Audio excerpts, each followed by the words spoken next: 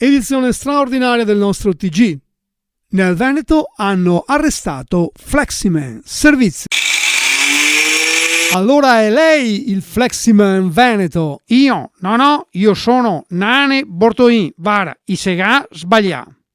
Dicono tutti così i colpevoli. Intanto lei indossa una mascherina. No, ma mascherina indosso perché davanti a casa mia io ho messo un palco sopra un autovelox. Ogni volta che passiamo la macchina sempre sia il flash e mi non ero buono a dormire. E ho detto, metto la mascherina di notte e dormo e di giorno a me salva anche dal Covid. Ma ecco. le forbici e il flessibile? Tasi, che è il sostituto procuratore della Repubblica, e voleva incriminarmi perché ho l'orario flessibile. Ma mi spero che il procuratore sia meglio del sostituto. Speriamo, ma lei, scusi, ma che lavoro fa?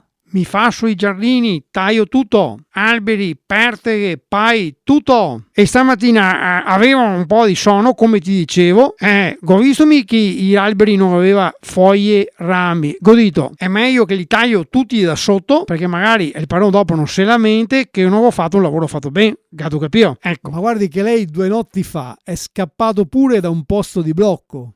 Sì, i camminai transenne e mi ossegai tutte da sotto. Ma te sa che quando che ero CEO non mi regalava il traforo. Sono a sega e mi regalava del traforo. Mi ero contento, che tu capivo. La sua allora è proprio un'ossessione.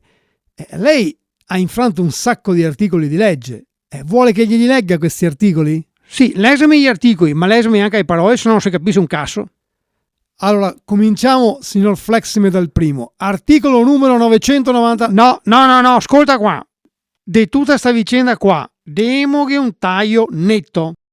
E speriamo che questa volta Fleximan non tagli gli alberi dove gli uccellini fanno il nido. Infatti questa volta si beccherebbe anche una denuncia dagli animalisti.